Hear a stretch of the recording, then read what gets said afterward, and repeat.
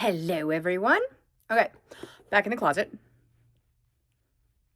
Okay, so I went to see the doctor, and after my brief moment in the parking lot, where I was just sitting there feeling great in the sunshine and just realizing that life is about to change, I'm good. So we met with the doctor. He answered all my questions. He's really, really nice. Dr. Griffin at Texas Oncology. Super, super nice guy. It's really interesting. He got a very young face, but gray hair. It's very interesting. So everything went well. He answered all of our questions. He answered all of Dave's questions. Dave feels better about everything. We both feel better that it's all in my boob. He went over the PET scan with me to show me about my lung, which he's like, looks totally normal to me. Yes, there is arthritis in my lower spine, but I'm a 44-year-old, slightly overweight horse trainer. Of course, there's arthritis in my spine. Come on. What else was there? So the lung is fine. The spine has arthritis. Oh, my stomach is messed up. It's been messed up for close to 20 years. I had a gastric sleeve done 10 years? No, 9, I don't know, a while ago. But it was messed up before then. That actually made it a lot better, but it's still a little angry. So apparently the PET scan shows like inflammation. So, and my thyroid is inflamed, but apparently it's inflamed both sides. So it's fine. I don't know. He said everything looks totally normal. There's inflammation around my thyroid. There's inflammation in my stomach. And there's inflammation in my lower spine. So, and my lungs look fine. He's like, I don't know what they were talking about. And then we saw the cancer, which it's actually further apart than I thought. Like, and when they're talking in millimeters and stuff, I'm like, it's like that before. And no, like when you look at it on the actual PET scan, like one of the masses is right at the surface, like literally right behind my nipple. Guys, we're going to be talking about boobs. We're going to be talking about nipples. We're going to be talking about breasts. We're going to be talking about all this stuff. So this is the nitty gritty titty committee. So the one mass, the more aggressive mass that they just found is right behind my nipple. And I'll post pictures, not of my nipple, of the bruising that happened after the biopsy, which the first biopsy, there was no bruising, but that's because the other mass is more kind of central in the breast. So I'm sure there was a lot of bruising. It just didn't make it to the surface. And then the one that they just biopsied is right at the surface. And I think that's why the bruising is so like, wow. I mean, literally, like my titty looks like it was in a prize fight with Mike Tyson. It's bruised. It doesn't hurt. It doesn't hurt. It doesn't feel bad. It's just a big giant bruise. So that's what's going on. They gave me this big giant binder that talks about the that's the kind of chemo that I'm getting. So it's two different chemos. I mean, I think they're pretty common chemos. Sorry, I'm looking at myself and my hair looks really ridiculous. I really want a haircut. I hate my hair right now. Like the style that I want is totally not this, but I had to kind of grow this out, and then I wanted to like go shorter in the back, like kind of stacked, like really cute and like really cute. But now I'm probably gonna lose my hair, so I'm probably just gonna shave my head again. So I don't really want to spend the money on a haircut that I might have for a couple of weeks and then I go bald. So I'm just living with what's happening on my head right now. I also want to color it again and do that beautiful dark pink that I've been doing for the past, gosh, almost year. I get so many compliments on it. I think it's beautiful for whatever reason. It looks great with my skin tone and my eyes. So I love it, but I'm not going to spend the money on coloring it. I mean, I have the color, I can do it at home, but I'm not going to waste the product on coloring it if it's all going to fall out in a couple of weeks. So I'm just living with the brown helmet. Anyway, I digress. I'm so ADD. But, hold on. All right, sorry. My husband came in. I don't even remember where I was. Oh yeah, talking about my hair. So probably going to lose my hair, so I'm not going to pay for coloring it or anything like that. But back to today. So he answered all of my questions. He answered all of Dave's questions. Dave feels a lot better now. The fact that there's no cancer anywhere else in my body is fantastic. So yeah, now we can just get this shit done. So this Thursday, today's Monday. So this Thursday, I go in for a pre-op with the hospital and a meeting with Dr. Hecht, my surgeons. Other doctor? I don't know. Maybe her nurse? I don't know. And there we're going to go over the port, how it works, how it goes in, everything else. What Dr. Griffin said today is there'll be a little incision under my collarbone, and then it's like the size of a quarter, and it'll go down a little bit lower, and it goes right into a major vein that's right there, and that way they don't have to poke you all the time to do testing, to do the chemo, and all of that kind of stuff. He said it takes about 30 minutes for each of the drug infusions. So your chemo days, you're looking at being there several hours. And then on the boards that I am part of now, the cancer boards, they'll say that the doctor always says it's a couple hours, and it usually takes a little more than that. So that got all that information, went over the side effects, which are typically fatigue, nausea, but they said that they've got really great drugs nowadays that will make that less of a thing, and diarrhea, which apparently you can take up to 8 Imodium a day, or at least if you're getting chemo. I'm not recommending anything. I'm not a doctor. So yeah, that's about it. I know a lot of the anti-nausea medication that they prescribe, not these days, but Zofran and that kind of stuff I actually have because I get incredibly motion sick, and that's what I usually take if I fly or do a boat or something like that, which usually makes me tired. So if you're already tired and then you're taking pills to make you tired, we'll just have to see. I mean, everything that I read and the doctor said, it affects everybody different. And if you're healthy and you continue to do stuff, it seems to really, really help. Oh, and fun fact, if chemo hurts your bones, they give you Claritin. And I asked him why. What does Claritin have to do with bone pain? And he said, I don't know. It's a great mystery, but it works for a lot of people, not for everyone. So, no. They're guessing. They're doing the best they can with the information they have. And as we all know, a lot of drugs come out and they do one thing really well and they find out they also do something else really well, like Viagra. So, we're just doing the thing. I might not even have bone pain. I might even not have to take Claritin. I don't know. This is a big adventure. We're just going to have to see.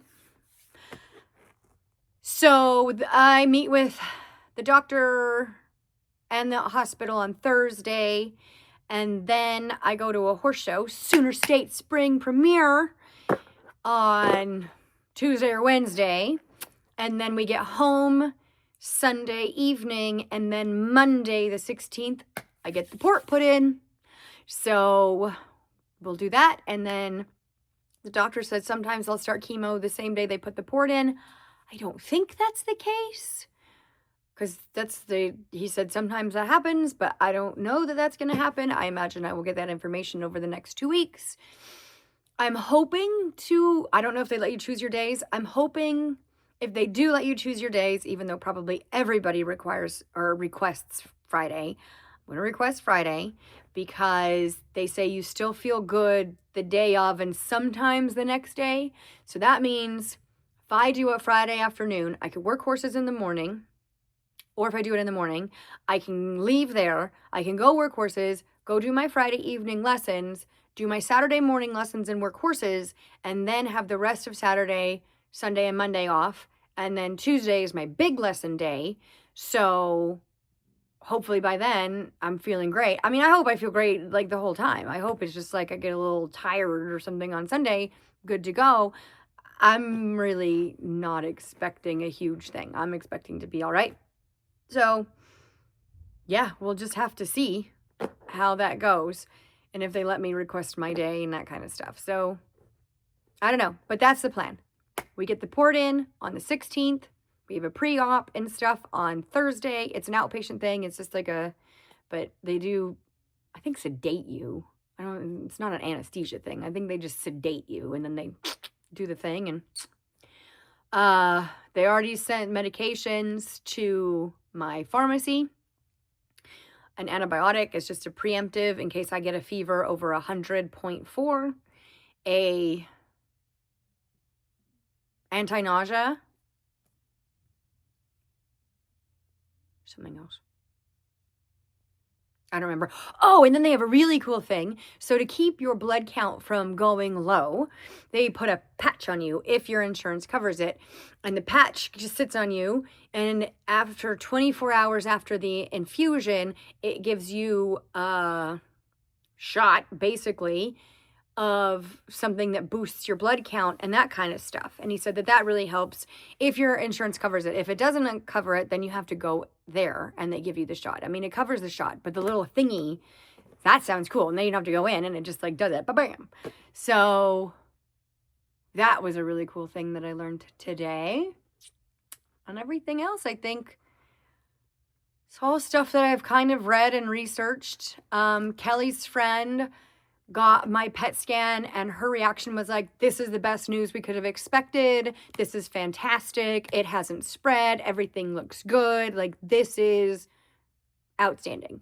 So, and then I told her about the port placement and the timing and she's like, rockin'. This is great. This is exactly what I would do. These are the drugs that I would use. So everybody's on the same page and I'm feeling really confident, really good. And after my moment in the parking lot earlier, you know, it is what it is. This is new normal, right? What is normal? I've never had normal, ever. Like, there is no normal. I think we need to stop with that. There is no normal. There, at least in my life, right? You know, my best friend in the whole world was my granddad, and he died when I was 7 in 1989. The same year my parents got divorced. Right? And then because my mom and grandma are fantastic women and strong and their children, my grandmother, my mom, my sister and I, you know, they didn't want us to suffer. So what did we do? We went to Disneyland. There is no normal. You just live. And you can either live going, oh, this sucks. Oh, that's terrible. Oh, these awful things happened. Oh. Or you can go, you know what? Divorce, death, let's go to fucking Disneyland and celebrate life and living and moving forward and moving on. So, you know, there is no normal. You just keep trucking. That's it. You just keep trucking. So, yeah, I mean, it is what it is now. We're going to go and do all this stuff and I don't know. Whatevs. We're just going to keep going. I got 3 new lesson clients over the last week. The lesson program is building. It's growing. I am afraid that people aren't sending their horses in training because of what I'm going through. And I completely understand that. But I hope that people understand, especially after the surgery. It looks like the surgery is going to be like July, August. So I'm hoping, and I'm still working horses, guys. Every day. Still working horses. Feeling fine. So, you know, I hope if anybody's on the fence about sending a horse to me, it's not because of that. And if they are on the fence of sending a horse to me, that, you know, okay, if you want to wait until after the surgery and make sure that I don't have to take some time off because I can't move because things have been chopped off and whatever, I get that. But, you know, I'm in it to win it. And I'm in it for my clients. And I am obviously very transparent. I will tell you what's going on. I will keep you apprised of every situation. And again, I have great backup. So, you know, everybody, all cards are on the table.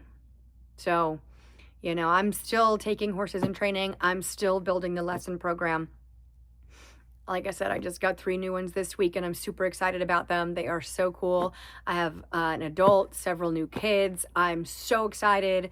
Like, we are moving, we are shaking. Things are going and I'm not stopping. So, you know, if you're thinking about jumping on board, jump on board, because we're just going to keep going. It's going to be an adventure and I will get it done. So that's what's going on in my life right now. My husband is making dinner. He's making 2 things he's never made before, but we enjoy: polenta and short ribs. We both love them. We saw them at the grocery store and they were on sale. So we bought them, and then Dave went, well, I don't know how to make these. I don't know. Thank goodness for the internet. So I will also let you guys know how that was, because he's a fabulous cook. So I imagine it's going to be really good. And I will tell you why he's a fabulous cook. So I met Dave when I worked for Mike Gobig and Dwayne Knowles in Pennsylvania. And Dave is from Pennsylvania. And we started dating. Well, for those of you who don't know, Mike Gobig is a gourmet chef.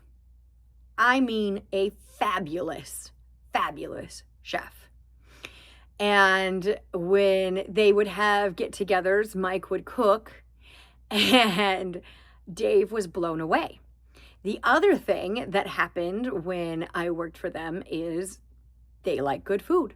So we would go out to dinner and we got to try some fabulous restaurants all over the Lehigh Valley and Philadelphia and everything else.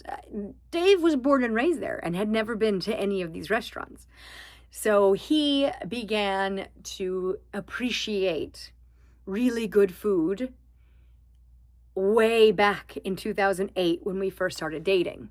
And that has stuck with him to this day. So we'll go out to a really nice restaurant and then he will decide to recreate the meal. And he does. He makes amazing food. And it all goes back to those fabulous times spent with Mike and Dwayne and their inspiration. And yeah, so that's where that comes from. So I'm excited because it's going to be delicious.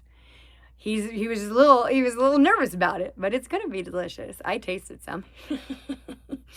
It's delicious. So yeah, that's my day. That's my evening. Tomorrow I've got lessons from 3:30 to 7. Yes. And working horses in the morning. Yes. And we're just gonna keep trucking. So I will check in with you guys. I sent my YouTube channel to Kelly to see if she's like, nope, this is too raw, this is too redundant, you keep repeating yourself, it's annoying, like, stop it. Or if she's like, publish it, see what happens. So we'll see. I might not take her advice. I might publish it no matter what she says, and y'all just think I'm crazy. Nothing new. But I'm not crazy. Crazy like a fox. That means I'm smart, for those of you who don't know what that means.